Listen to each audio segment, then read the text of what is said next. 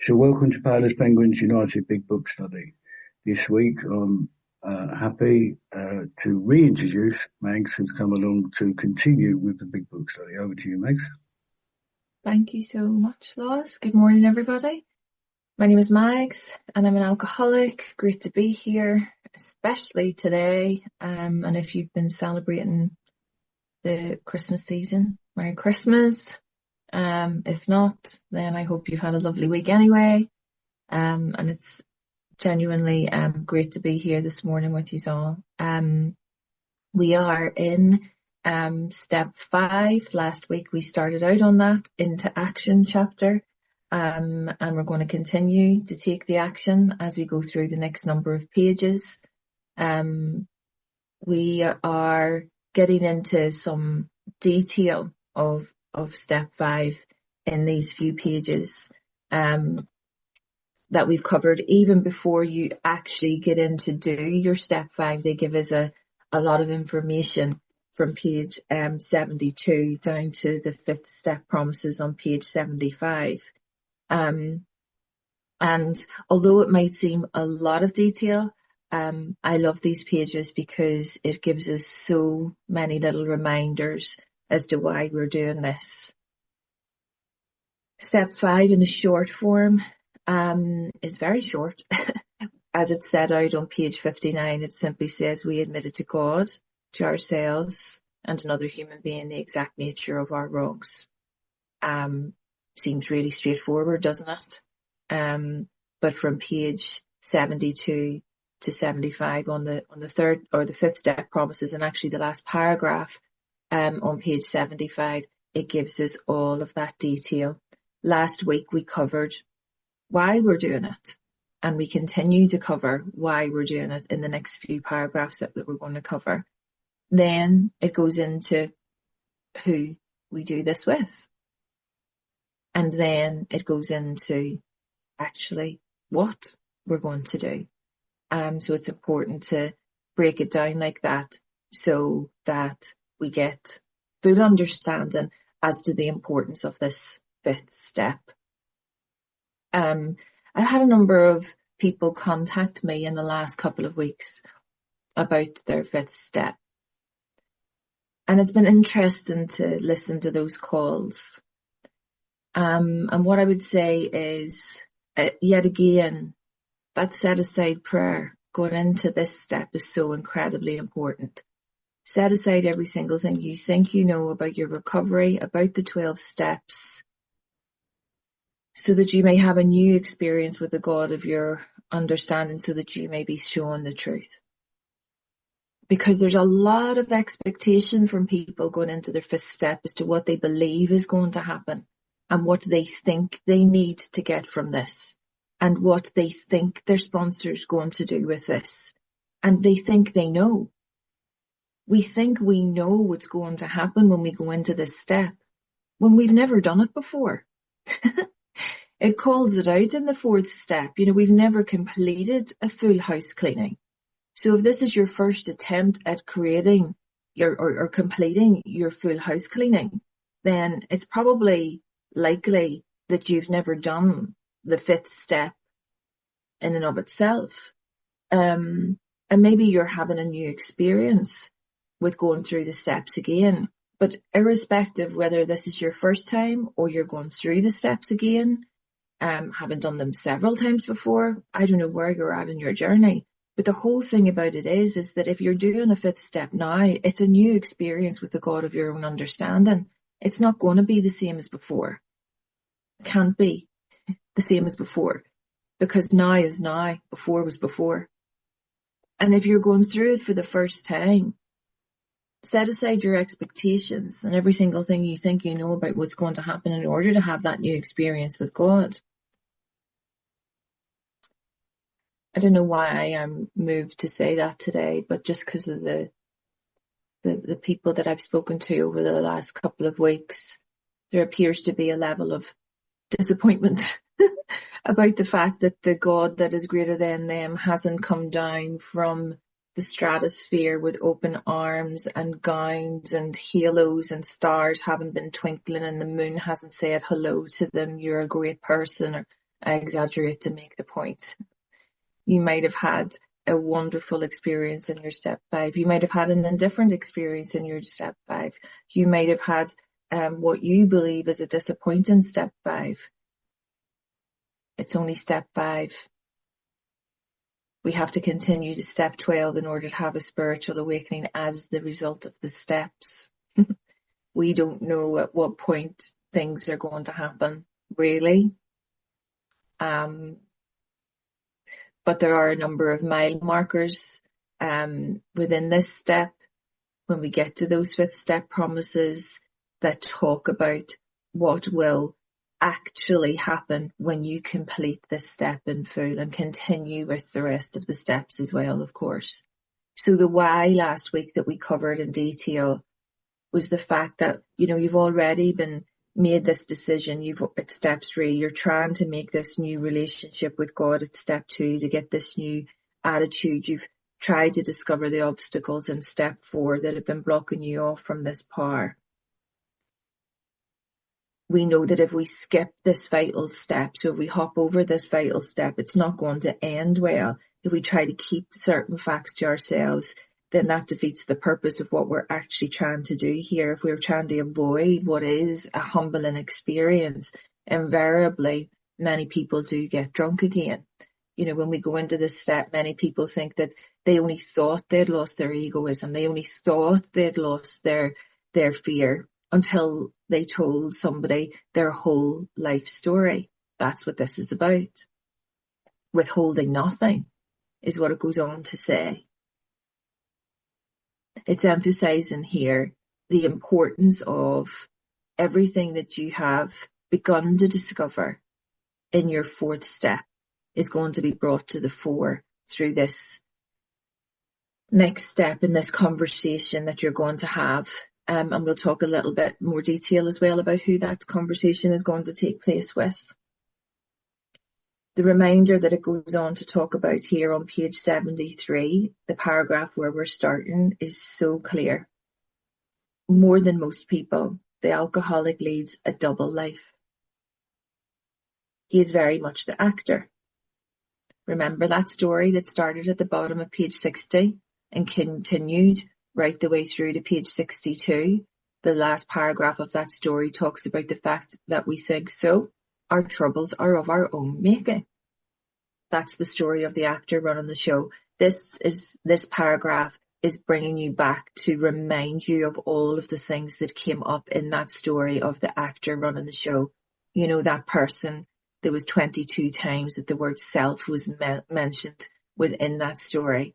Wrestling satisfaction with this world. Wrestling with a W, not meaning rest, but literally fighting. Wrestling satisfaction with this world. If only he could manage well.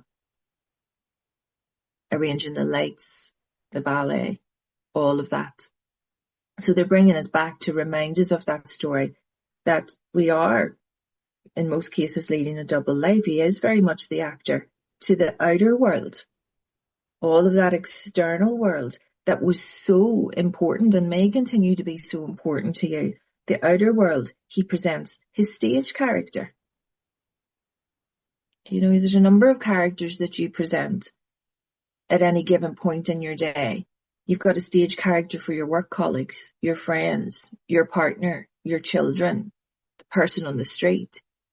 Think of all of those masks that you've worn over the course of your life up to this point and what you've tried to prove to people about who you were.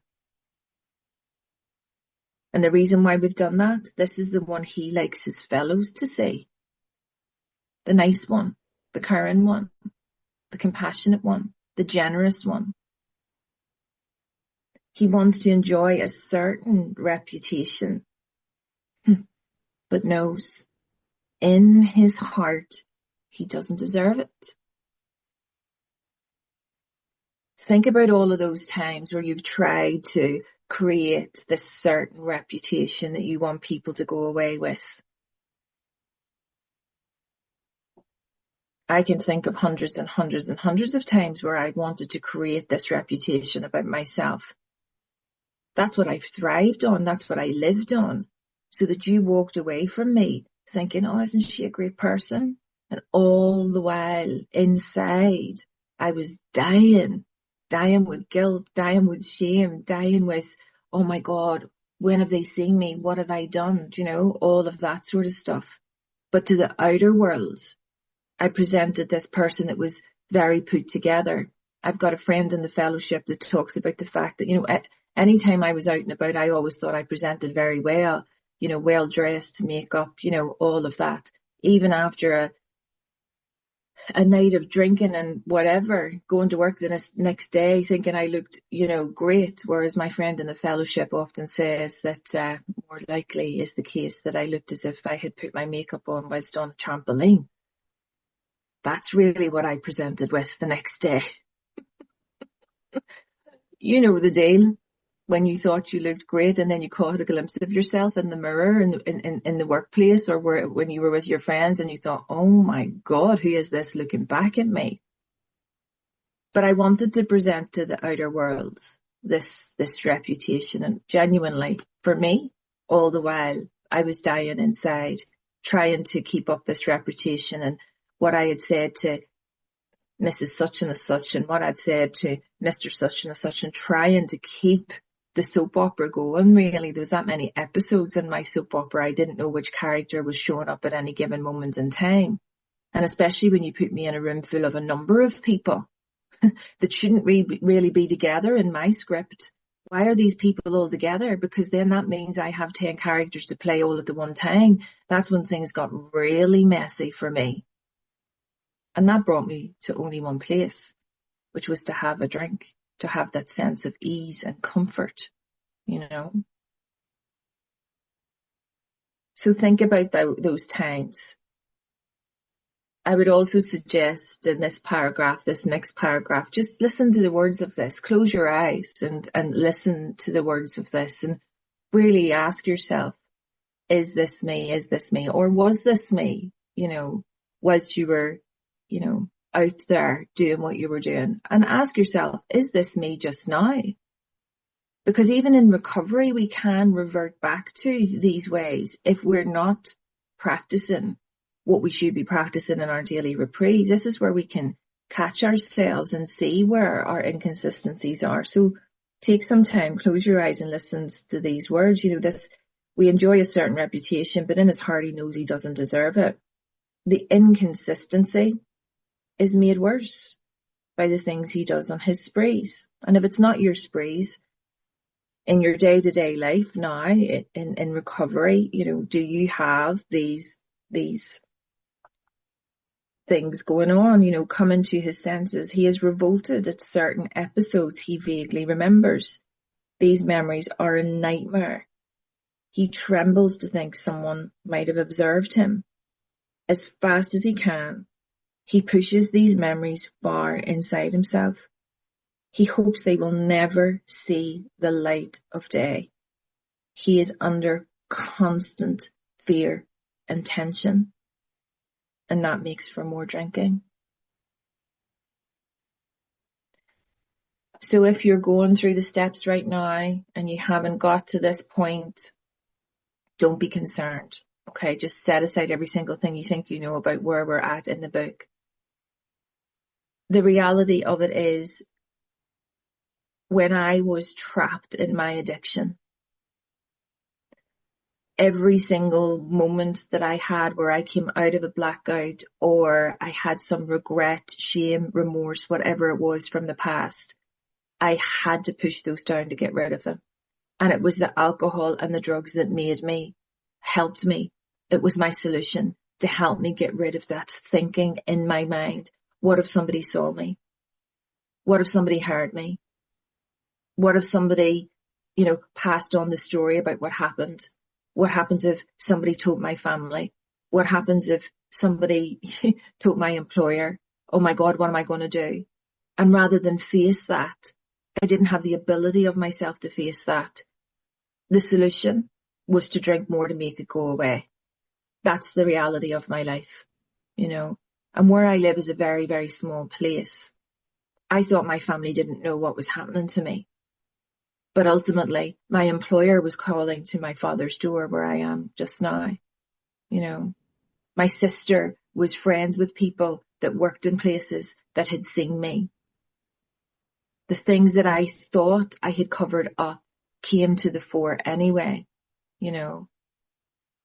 I was living in the delusion of my life that it was only me that knew what was going on. And the more I tried to cover up, the worse things would get for me. I didn't have the ability to be honest with anybody. I didn't have the ability to ask for help. The last thing that I wanted in my determination, in my ambition in life, remember, we have, in the main, well, certainly I can only speak for myself, my willpower was exceptional in everything in respect to my life except for my drinking and using. So I was determined that I was going to sort all of these problems out myself. Now I know that that paragraph is referring specifically to step 5. But if you've gone through the steps again, and I've suggested that you think about it as to where you are now, it talks about the sprees, it talks about, makes for more drinking and all of that. But you might be sitting here a few years down the line, recovered, having taken a drink or a drug in several years. But is there things right now that you're pushing down? Is there things that you don't really want to face? Because if there is, then there's something there that needs to be kind of tapped into in your step 10, 11 and 12 practice, your daily reprieve.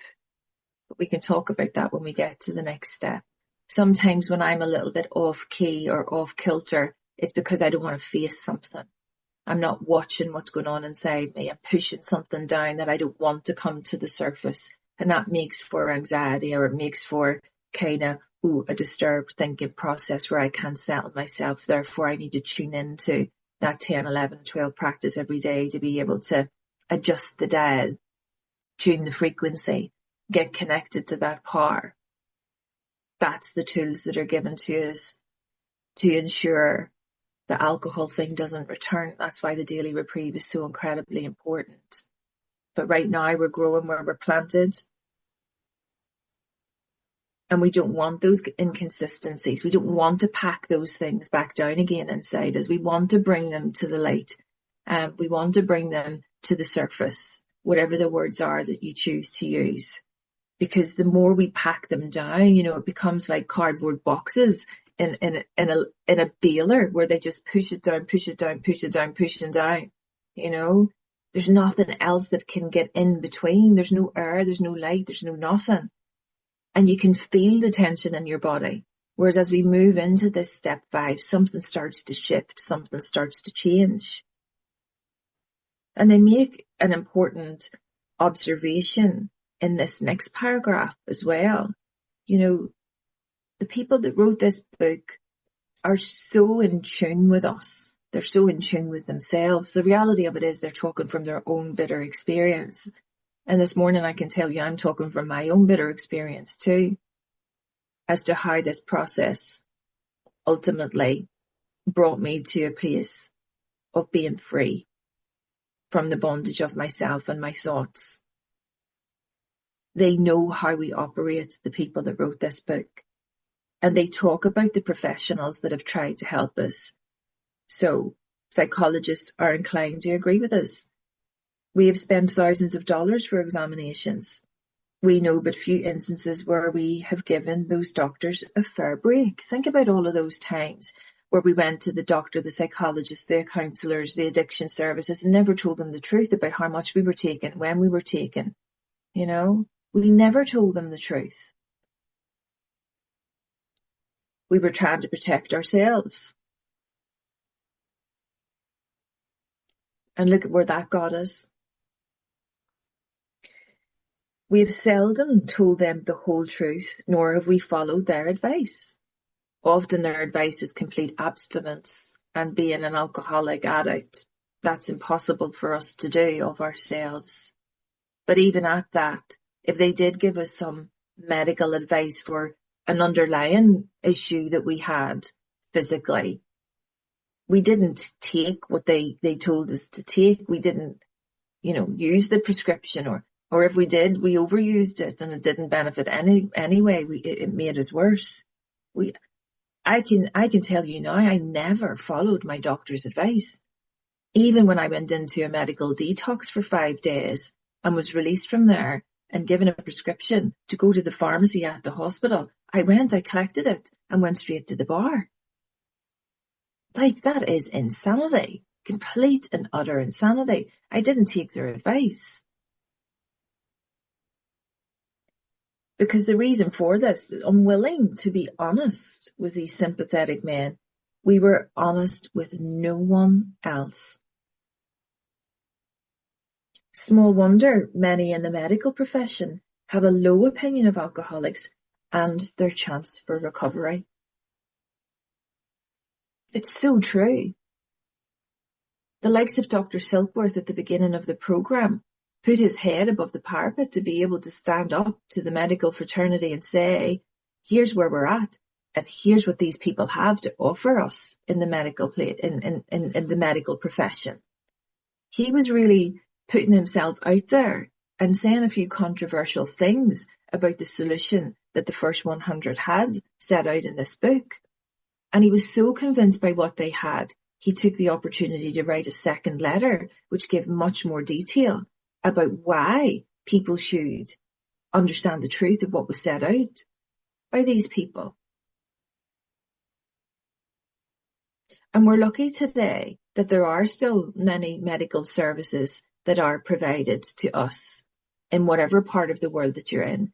And the number of rehab facilities that have opened up and paid for thousands and thousands and thousands of pounds.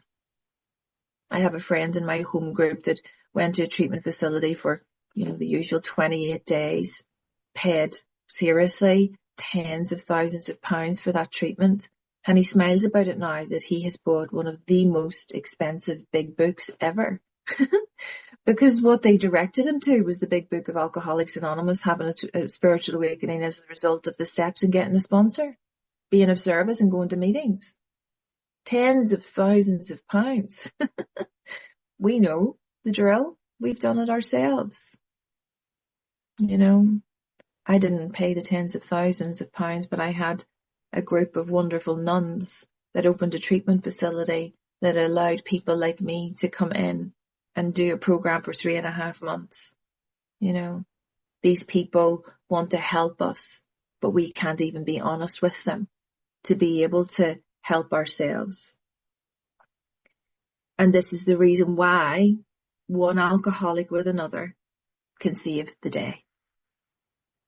This is what intensive work, one alcoholic with another, is all about. So this is the why we're doing it. We want to overcome the drinking. We don't want the alcohol thing to return. We want to get rid of our egoism. We want to get rid of our fear. We don't want to be the actor running the show any longer. We want to be able to get honest with people, including those medical people that are helping us.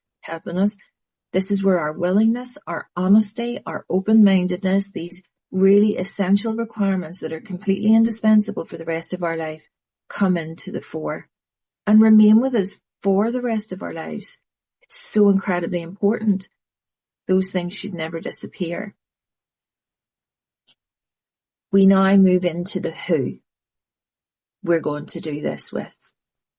And I love, love, love, love this line. We must be, there's no musts in AA. Really? Well, there's a really important one just now. We must be entirely honest with somebody if we expect to live long or happily in this world.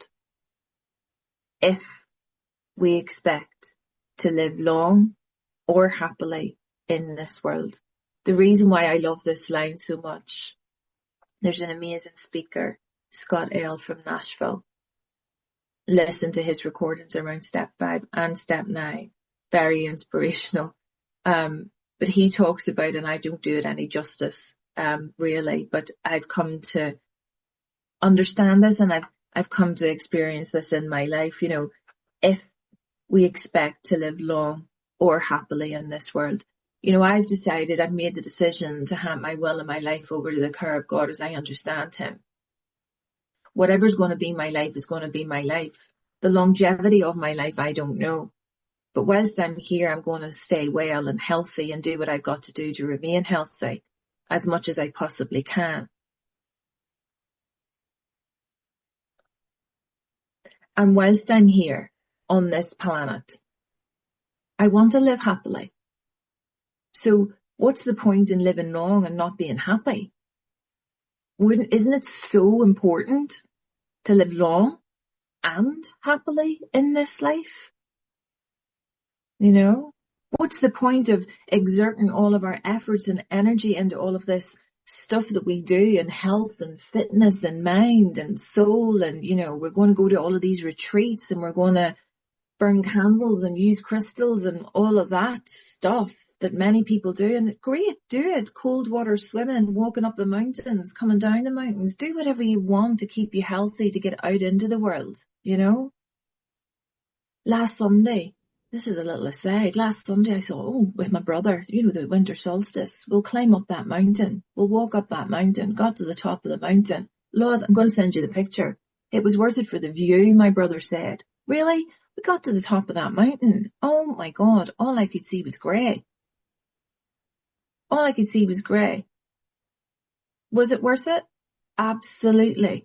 100% was it worth it. Was I happy having done it? 100% I was. Was I in agony 3 days after? Yes, I was. I didn't realise the impact that walking up this hill. I mean, when I say mountain, it wasn't really a mountain. They call it a mountain, but it's more like a steep hill. Anyway, I digress to make the point. You know, was I happy I did that? Yeah. Would I have been able to do that with my brother last year? No, I wouldn't have done, because I didn't have a relationship with him at that point to be able to do that type of thing with him by myself. I didn't know what it was to interact with him. But by doing all of this stuff that they tell us to do and demonstrate us within the steps, something changes, something shifts, where I have the ability to engage with people on a level that I've never been able to engage with. You know, little by little, the world opens up. If I'm to live long or happily in this world, oh my God, if I'm going to live long, I want to be happy. We all want to be happy. Why would we want to be miserable? You know, we don't even realize we're being miserable. A lot of the times, it's like when I go to those rooms and they say, oh, we're not a glum lot. I'm like, really? You want to tell your face that? Because sometimes we sit in rooms, in meetings of CA, and we're sitting there feeling really sorry for ourselves. No, don't. We've got a solution that will solve all our problems. This is what this is all about. But I honestly really love that line. If we are to be entirely honest, we must be entirely honest with somebody if we are to live long or happily in this world. And it goes on to say who we do this with. Rightly and naturally, we think well before we choose the person or persons with whom to take this intimate and confidential step. It is intimate. It is confidential. Remember, this is the first time for many of us that we've created this and undertaken this in-depth house cleaning, where we've looked at our entire lives, all of the intimate details, whether that be in our resentments, our fear inventory, or our sex inventory. There's some very personal stuff in there that we've never brought to the fore before. So it's important that this is kept confidential and never to be shared, ever to be shared, if you have the privilege and the honour of listening to somebody's fifth step. That is so sacred in that relationship. Now, I know the context of the next couple of paragraphs are given from when the book was first written. There weren't very many sponsors around in the first publication, remember that. Life wasn't as easy as it is for us lot sitting in this room today. The majority of us will have sponsors. If you don't, get one, because this is not going to make any sense to you unless you have one. But back in the day, there would have only been a small number of people that were doing this, and therefore they would have had to have tapped into other people to do their fifth step. And it goes on to explain that, but I can't emphasize enough the context in which this was written in. Today, we think, well, before we choose the person or persons with whom to take this intimate and confidential step. The reality of it is, if you've got a sponsor, the person you're doing this with is your sponsor in the first instance, who you've been on this journey with from the beginning of the program, the beginning of the big book, and you're working your way through. You do this with your sponsor. But notice it says, or persons. And I'll come back to that in a moment. So those of us belonging to a religious denomination which requires confession must, and of course, will want to go to the properly appointed authority whose duty it is to receive it. So in addition to your sponsor, if you're part of an organised religion and confession is part of your practice, then feel free. Go and share it with that religious person. It's not saying that you have to do that. But what it's saying is if you are part of a religious denomination, do that. I hasten to add that this is a spiritual program. It's not a religious program. If you have a chosen religion that you are part of, then that's your business, not your sponsor's business, your business, and it's nobody else's business in the rooms. Okay? And though we have no religious connection, this is them telling us this part, that we may still do well to talk with someone ordained by an established religion. We often find such a person quick to see and understand our problem. Of course, we sometimes encounter people who do not understand alcoholics. The important thing around all of this is the person that you select has to understand the journey that you're going on. And it talks about it in a few paragraphs along. I chose to do this with a nominated religious person. I hadn't done that for many, many, many years. But because I wanted to have this new experience, my sponsor encouraged me to do that. So I did. But what we also do in the line that I come from with this program, as well as with my sponsor, I completed my fifth step with 4 other people, 4 other recovered alcoholics. So I did it with my sponsor in the first instance, and then I selected 4 other people to do this fifth step with again, and again, and again, and again. Okay? And the reason for that is because each time I said this out loud, another level of understanding came with each of those people. Because remember, I've got many stage characters. When I show up with my sponsor, I've got one stage character. When I show up with Lorraine, for example, another one of my stage characters is presented. When I show up with Laws, another one of my stage characters is presented. And through these number of conversations, the masks are stripped off and stripped off and stripped off and stripped off. Each conversation that I have brings a different experience. It brings a different level of understanding because the person that I'm speaking to might have had the same experience, might not have had the same experience, and brings a different perspective to it. But in the first instance, my sponsor is the person that I'm doing this with. I then did it with my sponsor's sponsor. I then did it with another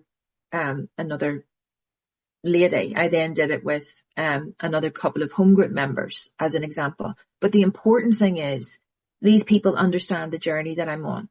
The important thing is that these people are recovered alcoholics as well who have already had a spiritual experience as the result of the steps. Okay. I'm not just sitting with any Tom, Dick or Harry deciding, can we sit down and do my step 5? No, that's not the point. Okay. And if you choose to do it with a religious person, then that's totally and utterly fine. It goes on to give more options. And bear in mind that this is the context in which this was written many years ago when there wasn't many sponsors or recovered alcoholics around. They were directing people to those that could help them. that had an understanding of alcoholics. So if we could not or would rather not do this, we search our acquaintance for a close-mouthed, understanding friend. Perhaps our doctor or psychologist will be the person. Here's a little note of caution. It may be one of our own family, but we cannot disclose anything to our wives or our parents which will hurt them and make them unhappy. We have no right to save our own skin at another person's expense. Such parts of our story we tell to someone who will understand, yet be unaffected. And this is the important line. The rule is we must be hard on ourselves, but always considerate of others. The thing about it is, I've never known anybody in the first instance to do it with a member of their family. Often our family members are on that 4-step inventory in our fears, whatever. We must not be the martyr and try to go to people who will feel sorry for us at this point, that we are trying to manipulate to get on side, to build a relationship with. That's not what this step 5 is about. Remember, it's to admit to God in the first instance, to ourselves and another human being, the exact nature of our wrongs. We are not using this as an opportunity to try and build bridges. That's not the point of this step. Again, I cannot emphasize enough. They're sharing within that paragraph the context of the people that may have been available, bearing in mind the fellowship was only growing at that time. There is no excuse for anybody in these rooms to say that they can't find somebody that they can trust to be able to do this. And if there's only one person that you're going to do it with, it's your sponsor, who will take this stuff to their grave. It's as simple as that. It is such a sacred step on the basis that nothing is ever discussed with anybody else. It goes on then to say, notwithstanding the great necessity for discussing ourselves with someone, it may be one is so situated that there is no suitable person available. That won't be the situation today. So don't use that line as an excuse to say there's no one to hear it. I'm just going to leave it and hop on through to step 6 and 7. No, that is not what this is saying. Again, it's within the context. Seriously, within the context. And if you're sitting here listening to this, or you're in this room this morning and you feel genuinely that there's no one, including your sponsor, that you want to share this with, take my number and we will do your 5th step. Because unless you get this done, honestly, you cannot skip it. It is vital. Vital being life-giving. Miss this opportunity to do this in the way that is set out. Don't do it to yourself. Genuinely, it's not worth it, because you may never get back in again. That's what we're dealing with here. If that is so, this step may be postponed only, however, if we hold ourselves in complete readiness to go through it at the first opportunity. I've just explained that really in the context from which I've experienced it, and with my sponsees. Do not procrastinate. When you're ready, you get to it. As soon as you finish your 4th step, you're making those arrangements with your sponsor. Your sponsor will know that anyway. And if you're going to do it with other persons, like I did with 4 other people, then you do those in quick succession. You do those in quick succession as quickly as you possibly can. I've also done the 5th step with a group of people where there's been like 25 and people in the group, and we're sharing and sharing and sharing and sharing. It's the most amazing experience. Not on your first round through the steps. When you're doing it with your sponsor, it's the first thing that you really need to do in great detail, one-on-one with your sponsor in the first instance. So we say this because we are very anxious that we talk to the right person. It is important that he be able to keep a confidence, that he fully understand and approve what we are driving at, that he will not try to change our plan, but we must not use this as a mere excuse to postpone. Your sponsor will know to get to this with pace. Your sponsor will know that once you're out of your 4th step, you get into it. Your sponsor will know and understand why this is so important. Those other people, if you choose to do it with other people, they've already had a spiritual awakening as the result of the steps. They will know why it is so important for you to get to the pace of this. Do not postpone. Do not procrastinate. Get into it. You've already been sitting in your step 4. Remember a few weeks ago I talked about you do not want to be sitting in the stagnant pond with all the algae around you. You want the light and the air to start to get in. So move, move, move, move, move. Into action. That's what the chapter's called. Even though I hated it when he turned the page and told me there's more action to take, we're into action. Get into it. And this next paragraph is the what. This is what we're going to do. When we decide who is to hear our story, we waste no time. We have written an inventory and we are prepared for a long talk. All we're going to do is to sit and have a conversation. No big shakes. Everybody makes this out to be this huge, dramatic, oh my God, what am I going to do? We're just sitting down to have a conversation about where you were selfish, dishonest, self-seeking and frightened in your resentment inventory. You're only talking about your situation. You're not going down the drains of, oh, the anger that was caused and how that affects me. You're not talking about that. You're talking about where you were selfish, dishonest, self-seeking and filled with fear. Once you do your resentment inventory, you're going into your fear inventory, then you're going into your sex inventory. You're sitting and you're having a long talk. If you do have a partner, you explain to them what you're going to do and why you're having to do it. And those partner, your family, whoever it is, should realize that we are engaged. And this is so incredibly important. Your 5th step is a life or death errand. That's why we waste no time. That's why we do it with our sponsor who understands why we're doing it. And those other people, if that's the way that you're going to do it, understand that we are absolutely and utterly on a life or death errand.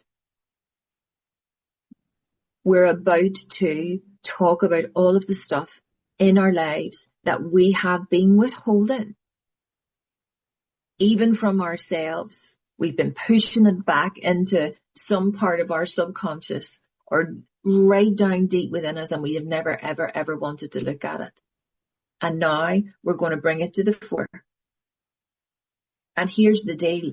The reality of it is an honor and a privilege to listen to somebody's step 5. So all we're doing is listening. No judgment, no opinion. All we're doing is listening. And most people approached in this way, 100% will be glad to help. They will be honored by our confidence. It is an absolute honor and privilege to be able to sit with sponsees or other people's sponsees to listen to their 5th step. You know, that one alcoholic with another, like it says on page 18, you know, the qualities of a sponsor. But when you're sitting with somebody listening to their 5th step, you know, the ex-problem drinker who has found this solution, who is properly armed with the facts about himself, can generally win the entire confidence of another alcoholic in a few hours. Until such an understanding is reached, little or nothing can be accomplished. When you're sitting with somebody else in their step 5, even if they're not one of your sponsees and you've been asked to be there, the honor and privilege to hear someone's step 5, that level of understanding in a matter of an hour, you get to know this person. You get to understand this person. They get to understand you. And you build this connection with each other where it's like, you know what? This is all okay. I feel like I'm able to let go. I feel as if I'm able to step forward. I feel as if I understand myself a little bit better. I feel as if I can hold my head up. I feel as if I don't need to be embarrassed anymore. I feel as if I can see a bit of light at the end of the tunnel. I can see that, oh my God, I'm not a bad person. I can see that I need a little bit of help with X, Y, and Z. I can see that I disturbed my family. I can see that it wasn't intentional. I can see that I'm an alcoholic. I can see and understand why I was using and why I was pushing all of this stuff down. And the conversation flows, flows, flows. We're setting aside every single thing we think we know the whole way through to have this new experience with God. Because never forget that we're still in this very, very prayerful exercise in step 5. We're admitting to God in the first instance, and ourselves, and that other human being. That other human being is basically the conduit. It's a vessel, another vessel, to allow the great wind to flow between the two of you. But there's always another entity in this conversation. We must never forget that. So we've covered the why we're doing it. We've covered who we're doing it with. We've covered what we're going to do. And now we go into these 5th step promises. And these promises, when we do things as is set out, when we have this way of living, when we have this spiritual awakening as the result of the steps, these promises actually take place. I can tell you now 100% that these promises have actually taken place in my life.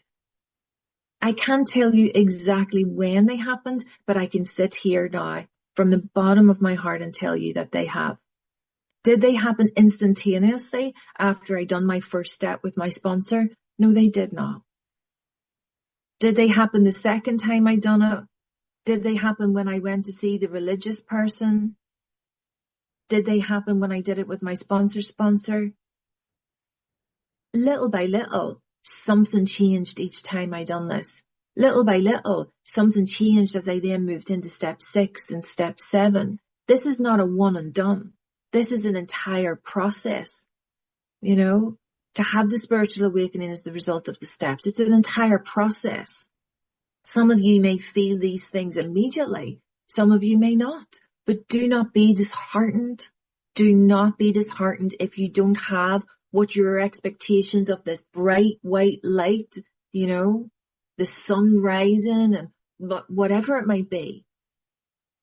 Don't be disheartened. Continue doing what you need to do, because this is what you will experience. This is what you've got to do in the first instance. We pocket our pride. You're going to take that pride.